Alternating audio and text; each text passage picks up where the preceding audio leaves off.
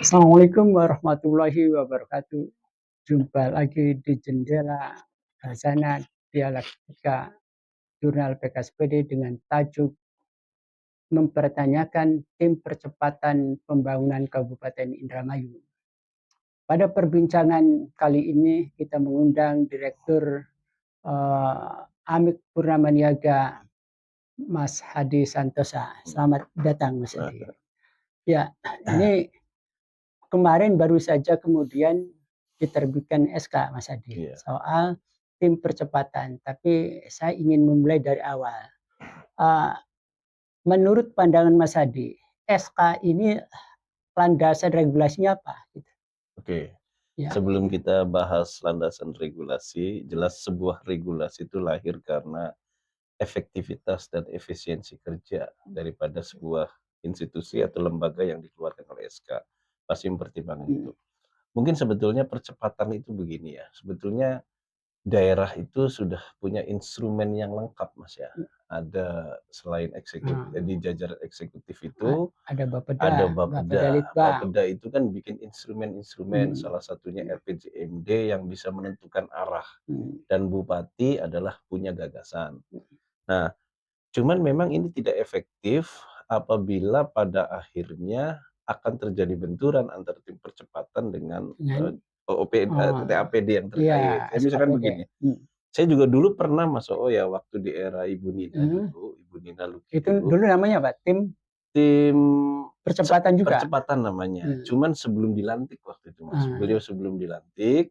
Nah, sebelum dilantik juga di situ melibatkan beberapa birokrat pensiunan ya waktu itu. Ada sekitar banyak itu Mas ya 12 atau apa. Cuman kami melihat bahwa itu tidak efektif. Akhirnya begitu beliau dilantik, Ibu Nina dengan Pak Luki dilantik, kami bubar.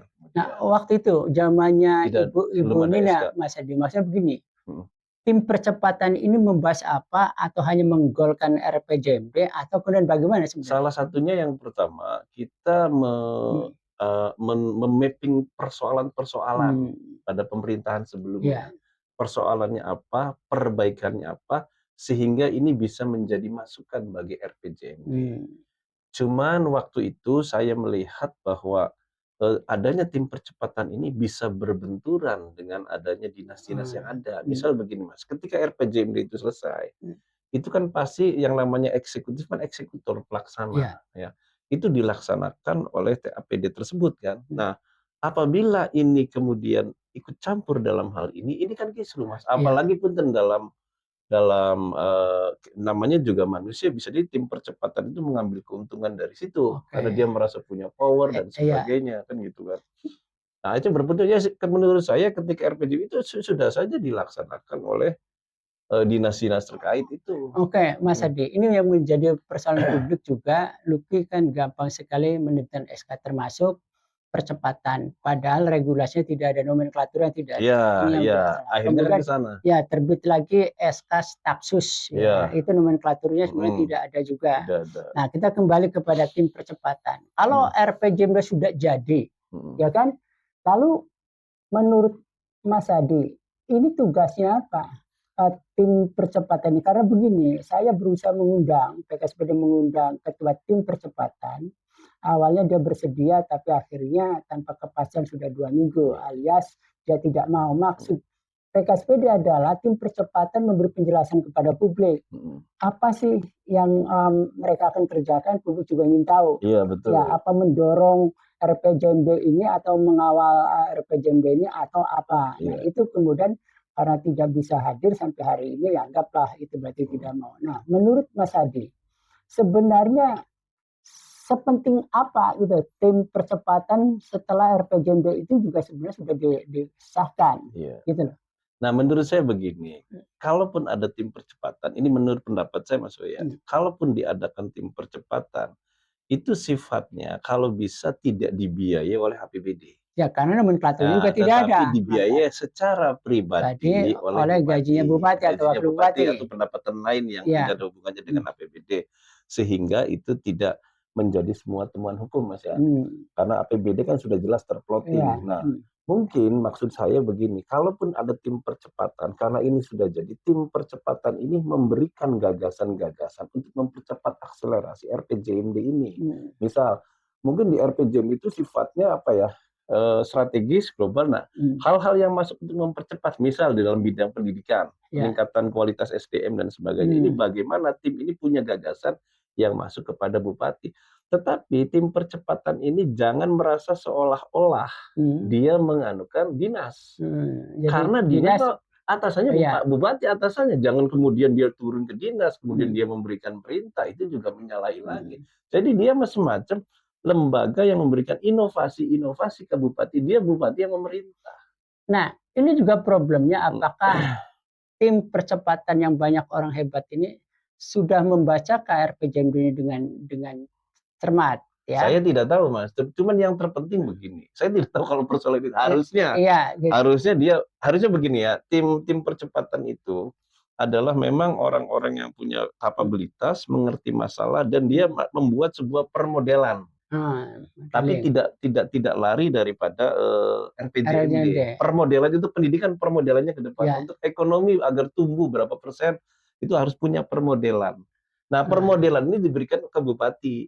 Bupati yang nanti mendiskusikan dengan dinas. Jadi kalau saat minimalnya menurut saya, permodelan konsep-konsep baru ini itu didiskusikan ke publik, sehingga muncul publik nanti respon.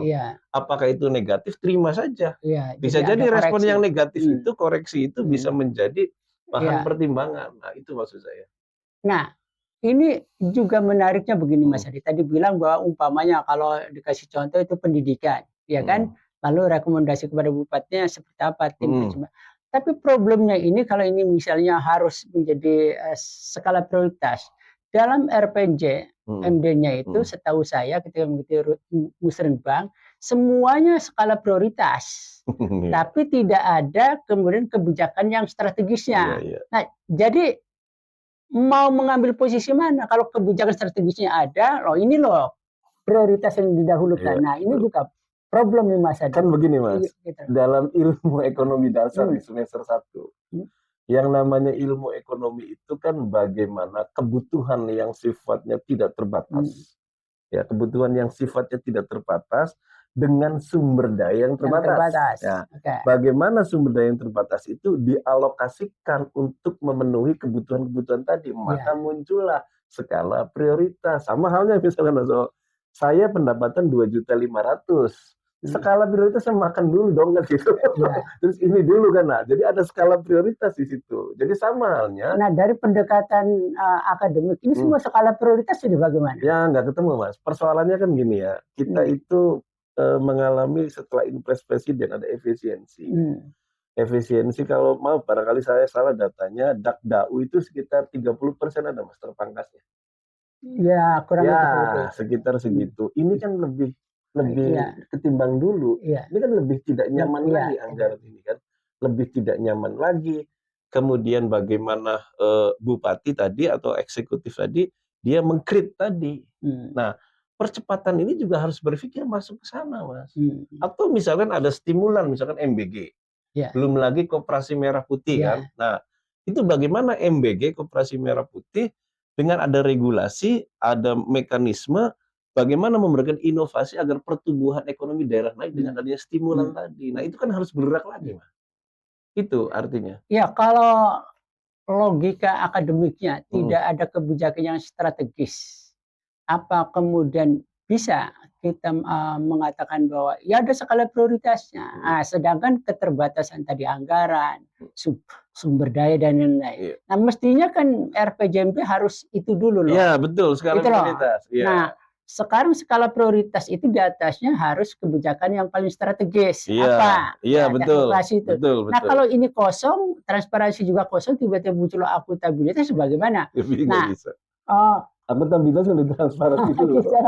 Nah, maksud saya tim percepatan ini mungkin tidak kemudian akan memberikan rekomendasi yang tanda kutip menggunakan logika dan akal waras. Ya kan gini, Mas. Gitu loh. Karena tidak ada kebijakan strategisnya loh. Ya kan gini, Mas. Sebuah akuntabilitas itu lahir dari transparansi.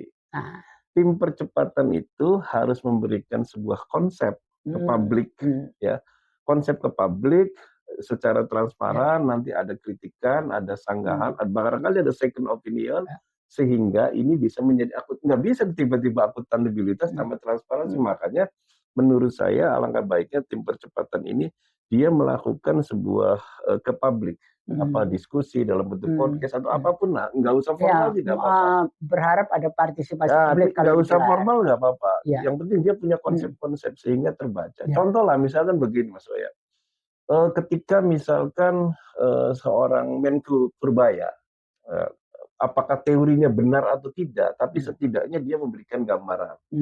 Dulu katanya ketika infrastruktur waktu zaman Jokowi, infrastruktur banyak, tapi tidak mendorong pertumbuhan.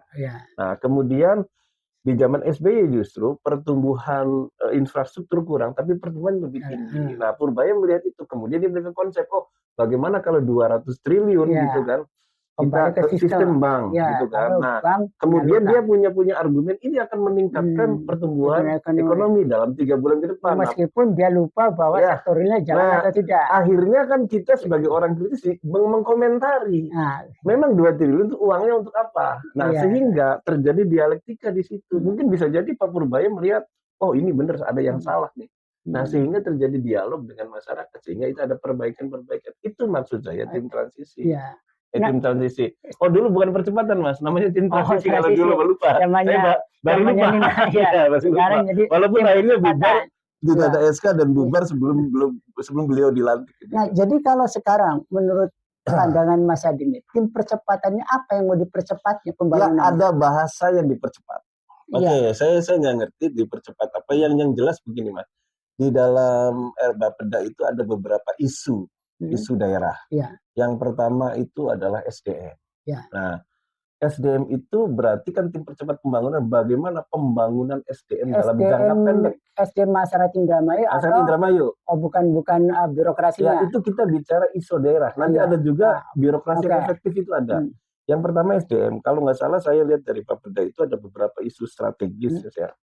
Nah, itu salah satu SDM. Nah, SDM itu jangka panjang, jangka pendek. Jangka pendeknya, misalkan ketika adanya industri, adanya industri masuk, apakah sesuai dengan speknya kan gitu kan. Nah, itu bagaimana pemerintah masuk ke sana. Nah, tim percepatan harus membuat tadi yang sifatnya jangka pendek, namanya juga cepat Mas.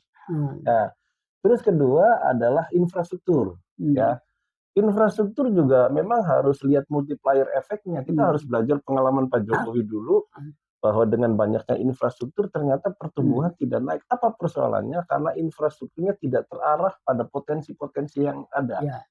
Wilayah A, wilayah B potensinya berbeda, maka kebutuhan infrastrukturnya berbeda. Nah, gitu. Misalkan kayak Pak Jokowi mungkin banyak kesalahan pada tadi sehingga tidak pertumbuhannya tidak. Jadi ketika ada infrastruktur ada multiplier efeknya gitu kan. Oke, kalau kembali ke daerah supaya publik mendapat gambaran apa kira-kira, misalnya kalau misalnya prioritasnya, tadi kan bicara skala prioritas. Mas Adi awal ngomong soal pendidikan. Harus ada lalu 14 program yang menjadi skala prioritas, misalnya Indramayu Mengaji, ya kan? Nah, apa pendidikan dulu atau Indramayu Mengaji? Ini tim percepatan apa? Pilihannya gitu. Oke, berarti di sini ada 3 kasus misalnya ada 2. Ada 3 elemen Mas ya. Gitu. Elemen pertama itu RPJMD. RPJMD itu adalah sebuah kerangka arah kemana pembangunan itu berjalan. Itu kerangka. Nah, yang kedua adalah visi misi bupati. Visi misi bupati yang baru ini sebetulnya menjawab tantang RPJMD tadi. Artinya ada 3, RPJMD itu arah, kemudian ini isu kan persoalannya Mas. Nah, ini adalah 14 program. Nah, 14 program ini bisa aja dia menjadi solusi bagi isu daerah tadi dengan adanya RPJMD. Instrumen untuk mempercepatnya tim percepatan tadi. Nah, sekarang kalau visi misinya ini kan proposal ya. Akhirnya kemudian 14 program juga proposal.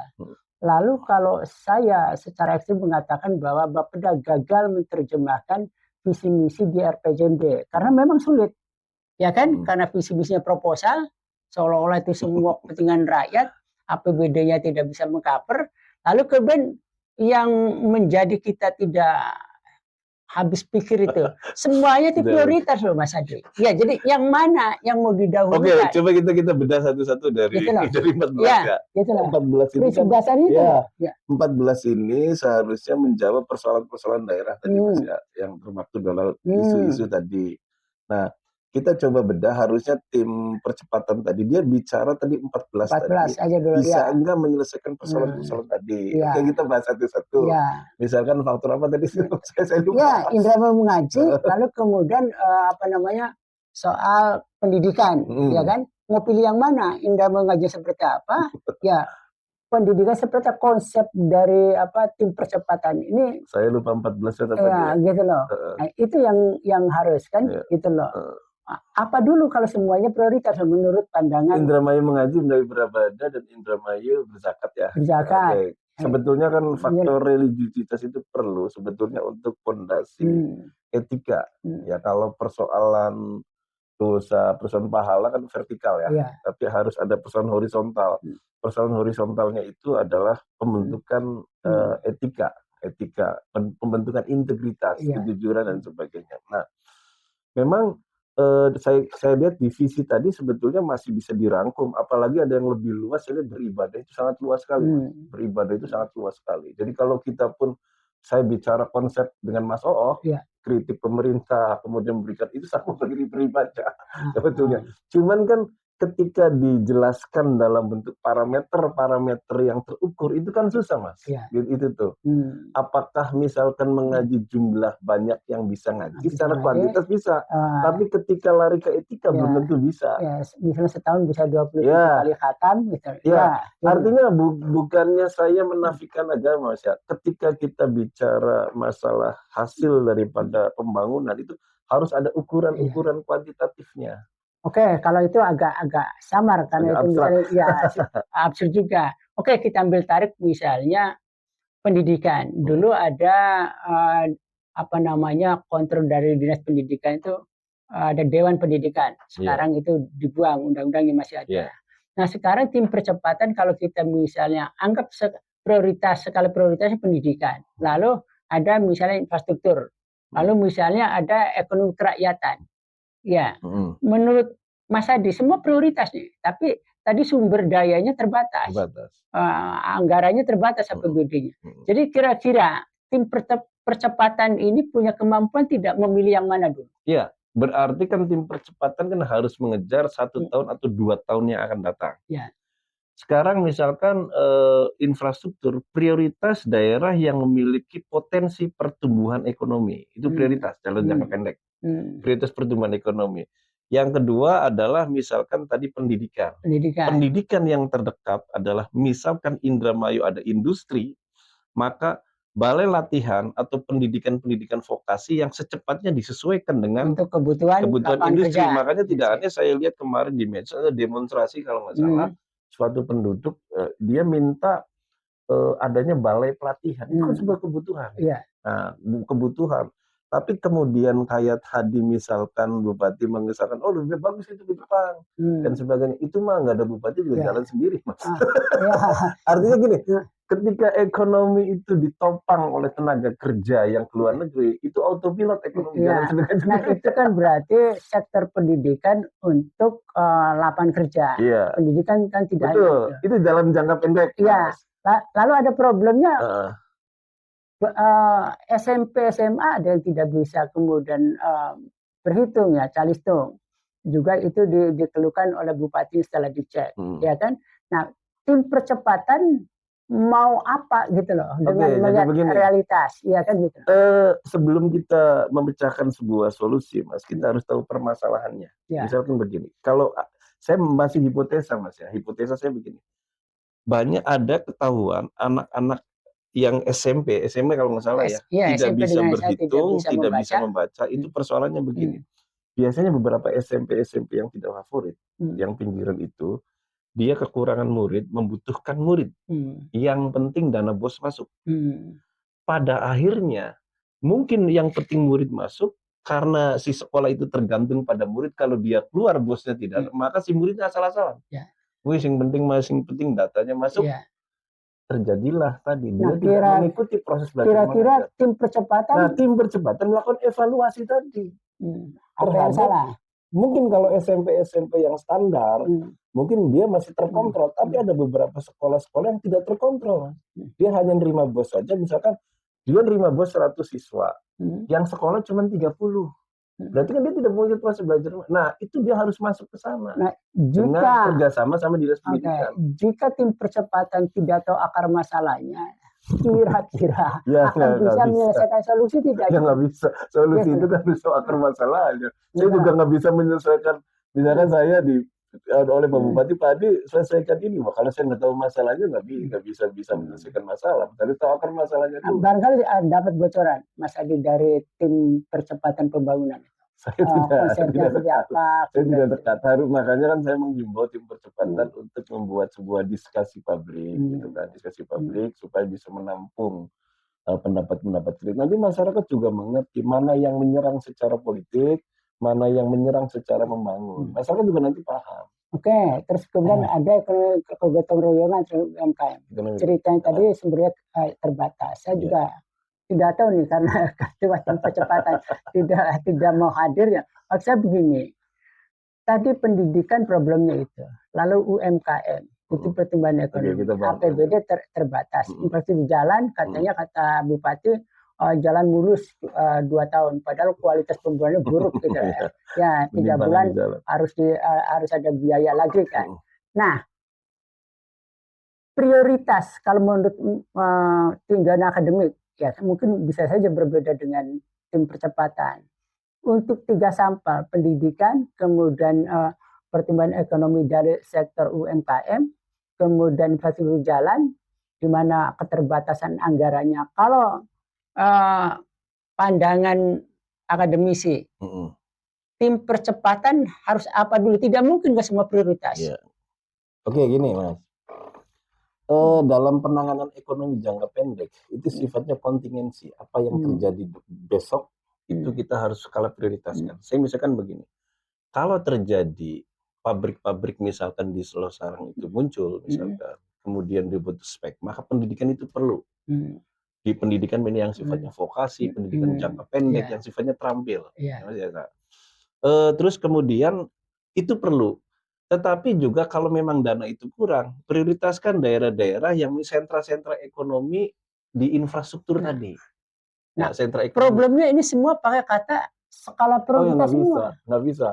Ya itu kalau dananya tersedia. Saya bilang kan ilmu ekonomi itu kan sumber daya terbatas dengan kebutuhan banyak. Kalau tidak bisa, berarti ini kan tadi yang saya bilang bahwa Bapeda gagal menerjemahkan visi misi karena RPJMD semua skalanya prioritas.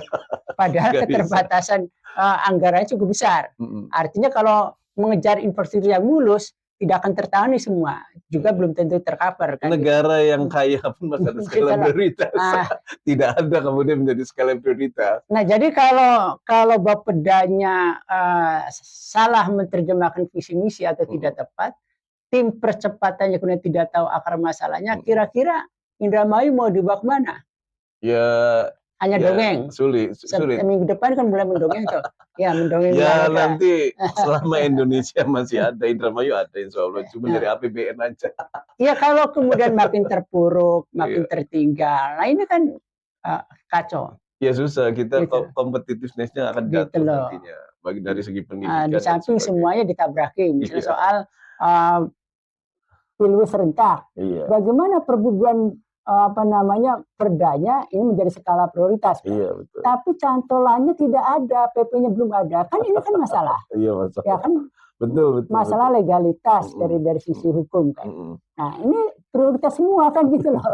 Nah, kembali kepada misalnya sebaiknya apa untuk tim percepatan dan Bupati dan Bapeda merevisi ulang RPJMD-nya sehingga kemudian tidak semuanya menjadi skala prioritas, tapi ada kebijakan yang strategis lalu ada skala prioritasnya, ya kan? Betul. Misalnya kebijakan yang paling strategis berdampak luas adalah ada 15 poin. Tapi karena kemampuan APBD ini terbatas, maka skala prioritasnya bisa 2 tahun ini cuma 3 kan, misalnya begitu. Nah ini semuanya belum tidak ada. Atau bupatinya juga misalnya tidak sok pinter lah, termasuk taksusnya ini, ya kan? Seolah-olah dia tahu masalah padahal tidak tahu masalah gitu. Nah, apa yang harus dirombak dulu? Ini ya berbahaya kan, soalnya. Betul. Jadi gini Mas, kalau dalam APBN itu lihat kebutuhan dulu masyarakat. Harusnya. Lihat kebutuhan masyarakat, negara gampang utang kan kurangnya. Iya. Ya, cuman kalau daerah kan sulit Mas. Kemarin saja Bupati kita 100 miliar kan nggak salah. Ngomong tuh pengen pinjam atau apa, barangkali saya salah, maaf. Ya, gitu. Mungkin nanti defisit APBD-nya sengaja dibesar-besarkan itu, padahal tidak ada yang jelas itu loh. Iya. Itu kan memang apalagi DAU kita kan makin mengecil. Karena memang kita lihat dari 6 isu kalau nggak salah, 6 isu dari pemerintah untuk pemerintah daerah, pendidikan, infrastruktur, ekonomi kerakyatan dan sebagainya. Kita lihat kondisi, misal begini. Kalau ternyata memang industri besar itu belum masuk ke ini, skala pendidikan untuk keterampilan jangan dulu, karena memang belum masuk. Apa skala prioritasnya? Oh, infrastruktur. Infrastruktur untuk daerah potensi ini mengganggu loh, misalkan lalu lintas bisnis, masyarakat, ini mengganggu. Dimasukkan ke situ skala prioritasnya. Itu dulu. Ya, pendidikan bisa diabaikan untuk sementara kalau memang tidak industri belum. Biarlah yang tidak bisa baca. Ya ini mah kita bicara teknis. Yang kebutuhan mendesak. Yang kedua misalkan pada persoalan UMKM. Memang pertumbuhan ekonomi ini memang yang cepat itu oleh investasi swasta masuk. Cepat. Tetapi kalau investasi belum masuk, nah ini bagaimana ekonomi tetap bergerak walaupun kesempatan kerja ke UMKM. Bagaimana pemerintah bisa menggerakkan UMKM dengan misalkan kalaupun ada pendidikan hubungannya dengan UMKM saja Mas. Misalkan digital marketing, manajemen keuangan untuk UMKM. Jadi sifatnya mendesak. Bagaimana pemerintah mengeluarkan dana misalkan kemudian untuk digital marketing, pelatihan, atau misalkan bagaimana dengan MBG ini bisa bergerak secara ekonomi. Bagaimana sumber-sumber MBG ini diambil dari petani-petani kita misalkan gitu dan sebagainya. Nah, ini bergerak. Jadi ketika munculnya koperasi juga kalau kita tidak punya gagasan untuk menggerakkan koperasi ya susah Mas. Ini koperasi Merah Putih lebih kacau ini masalahnya. Tanggal 25 Oktober harus 80 ribu. Saya nulis artikel yang saya kirim ke Mas tadi di media online. Artinya bahwa koperasi Merah Putih tiba-tiba ditunjuk pengurusnya. Itu kan melanggar undang-undang koperasi. Lalu kemudian agunannya adalah dana desa. Ini kan ngawur. Betul. Padahal Bumdes saja kacau untuk Indramayu. Ya, tapi mungkin ini. Jadi skala prioritas pasti sifatnya jangka pendek Mas ya. Jangka pendek sekarang kita lagi krisis ekonomi. Apa dulu nih harus yang kita lakukan? Itu tergantung dari bisa tidak memapping masalah yang segera. Nah, menurut Mas Adi kira-kira tim percepatan ini bersama-sama Bapeda ini punya kemampuan mapping masalah tidak? Punya kemampuan ingin mengetahui akar masalah tidak? Ya kurang tahu sih kalau masalah itu kita. Iya kalau kita melihat gejalanya sampai hari inilah, ya kan? Paling tidak misalnya sikap Bapeda pada levelnya sudah, gitu loh. Kemudian perubahan anggaran juga. Kita belum tahu kualitas orang ketika kita belum tahu pemaparannya Mas. Artinya kita belum tahu pemaparan dari tim percepatan ini, pemaparannya bagaimana ke depan, solusi-solusinya. Dia ngerti tidak mapping masalah, kita tidak tahu kalau dia tidak memaparkan. Kalau dia tidak kunjung memaparkan konsep, berarti ada ketidakmampuan di situ. Itu saja kesimpulan saya. Jadi kalau dia tidak mampu memaparkan konsep-konsepnya, ya berarti kita kan seuzon nantinya, ini memang nggak mampu kan gitu.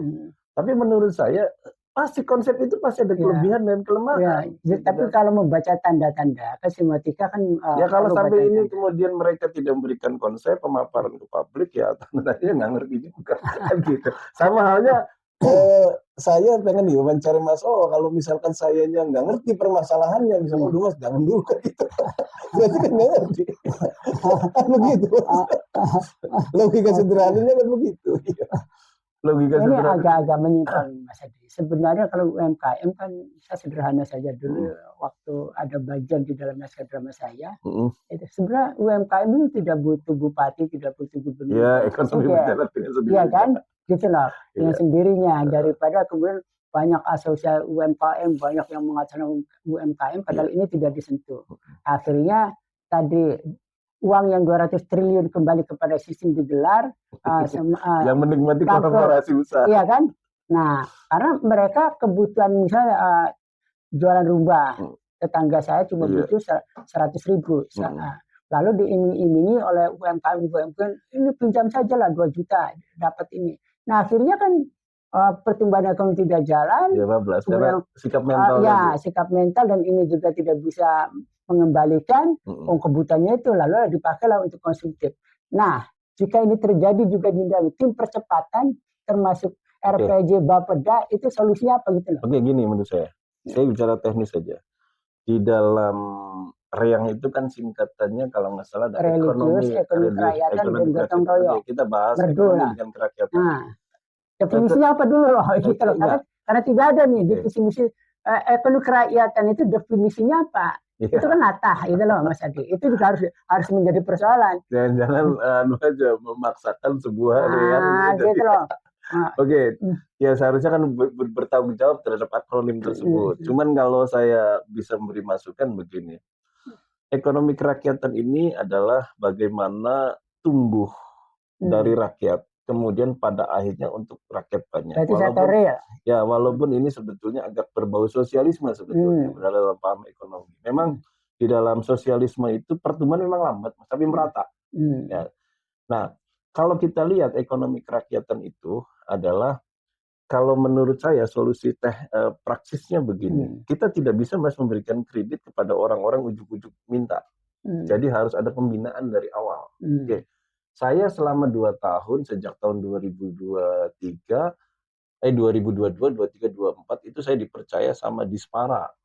Itu di kepemudaan, itu membina anak-anak yang tidak kuliah. Sudah lulus SMA, tidak kuliah, dan kita membina mereka. Tapi mereka itu punya usaha kecil-kecilan dulu, Mas. Nah, kita latih digital marketing dengan manajemen keuangan. Karena kelemahan mereka begitu. Tahun 2022 itu cuma 30, kemudian bertambah jadi 40. Kemarin itu hampir 100 tahun 2024. Saya waktu itu dengan Dispara. Jadi memang anak-anak itu harus dibina dulu. Ketika dia kuliah ketika di Jepang dia tidak punya duit kan gitu kan. Ketika ngelamar kerja susah. Nah, anak-anak muda ini harus dilatih. Apalagi 2030 kita menghadapi bonus demografi. Bonus demografi itu usia kerja. Usia kerja juga menjadi ancaman kalau tidak mereka tergerus karena mungkin bisa jadi faktor teknologi, spesifikasi yang kurang dengan dunia industri. Maka itu harus dilatih dari digital marketing. Nah, ketika itu sudah orang-orang terlatih, baru kita berikan kredit. Tapi itu kan syaratnya orang tersebut adalah ingin usaha. Mentalitasnya harus ada. Nomor 1 mentalitasnya harus ada, Mas. Nah, kalau kemudian orang itu minatnya tidak di situ kan tidak bisa. Misalnya minatnya tidak tidak berminat jualan bakso, dipaksa-paksa juga akan gagal kan. Nggak bisa. Dibina juga akan gagal kan. Makanya harus ada seleksi yang ketat terhadap mereka yang minat dulu. Menurut saya minat dulu, Mas. Kalau misalkan dia tidak bisa berhitung secara bisnis, akuntansi, gampang itu dilatih mereka. Yang penting minat. Ketika minat orang itu mau belajar. Dan mereka itu misalkan ada anak muda dia jualan makanan Jepang, nggak onigiri apa di satu sekolah, tahun depan dia punya 5 cabang. Gara-gara pelatihan itu. Nah, itu yang harus segera menurut saya. Harus segera. Jadi harus segera dilaksanakan itu tuh.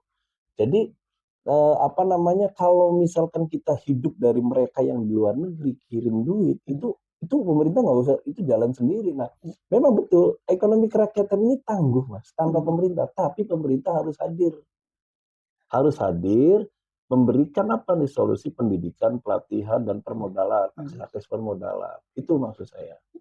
Memang tangguh, saya lihat UMKM nih. Iya, ini kan kasus yang terjadi kan pemerintah karena punya duit, lalu dipaksakan UMKM ini suruh berhutang. Nggak bisa, saya khawatirnya instrumen politik repot. Nah, itu makanya saya bilang seperti bansos instrumen politik. Tidak butuh bupati, tidak butuh gubernur. Nanti menjelang pemilu, kan, banyak uang yang beredar. Akhirnya uang ke sistem disebar juga gagal. Nah, kembali kepada tim percepatan. Bagaimana untuk mendorong tadi kalau yang ini ekonomi kerakyatan? Apa yang saran Mas Adi sebagai akademisi terhadap tim percepatan dan bupati terhadap juga RPJMD ini? Kalau perlu kemudian direview atau disusun ulang bahwa itu buruk gitu loh RPJMD-nya. Ya. Nah, jadi menurut saya itu adalah RPJMD itu memang harus ada target-target yang diraih. Gitu. Jadi kalau misalkan kan evaluasi gini Mas, antara target dengan hasil yang dulu zaman Ibu Nina nih, ada terjadi gap tidak? Apa kesalahannya? Itu butuh berapa lama untuk mengevaluasi? Enggak, saya kira enggak lama Mas. Kan udah terjadi Mas. Kan kalau punya misalkan Nina membuat sebuah rencana, hasilnya kok nggak kurang gitu kan. Itu kan harus memenuhi unsur ada kemampuan otokritik, kemudian mendengarkan partisipasi publik. Betul. Nah, dua komponen ini, dua variabel ini tidak ada. Terus bagaimana? Ya sulit. Harus ada kesinambungan antara. Jadi gini Mas, RPJMD Nina dengan RPJMD Luki ini kan sebenarnya harus nyambung Mas. Walaupun memang secara bahasa boleh lah, itu secara politik. Tapi kan harus nyambung Mas. Sehingga birokrat itu nggak bingung, ini kekurangan misalkan. Nina dulu ICETA, sekarang masuk Indramayu Wadul. Apa nih yang kurang? Oh, sistem IT-nya yang kurang, kan diperbaiki. Kalau bahasa mah nggak jadi masalah lah. Bahasa barangkali itu gengsi politik lah. Bahkan tidak jalan untuk database, ya itu kan. Tidak jalan, harusnya memperbaiki yang kemarin kesalahannya bagaimana. Itu mungkin Mas. Oke, paling akhir Mas Adi, saran terhadap Bupati, terhadap tim percepatan dan Bapeda. Saya melihat karena Bapeda ini gagal sebagai anak manis, ya kemudian RPJMD buruk. Gitu. Ya, jadi menurut saya percepatan maupun Bapeda, percepatan adalah orang yang samping dekatnya Bupati kan, yang memberikan masukan ke Bupati, mapping masalah dulu semuanya. Terus kemudian membuat skala prioritas, kemudian diskusikan dan Bapeda sehingga arah ini bersifat solutif dan terukur Mas, capaiannya terukur, bukan tidak terukur gitu. Tapi partisipasi publik perlu tidak? Perlu. Makanya saya bilang tim percepatan ini harus memberikan konsep atau paparan, bila perlu diskusi dengan akademisi dan orang-orang yang peduli Indramayu kan gitu kan, sehingga masukan-masukan itu bisa menjadi perbaikan. Gitu. Ada lagi kira-kira? Ya cukup itu. Oke, terima kasih pemirsa perbincangan kita pada pertemuan kali ini. Terima kasih banyak pada Direktur Amik Purna Niaga Mas Adi Santosa. Assalamualaikum warahmatullahi wabarakatuh. Waalaikumsalam warahmatullahi wabarakatuh.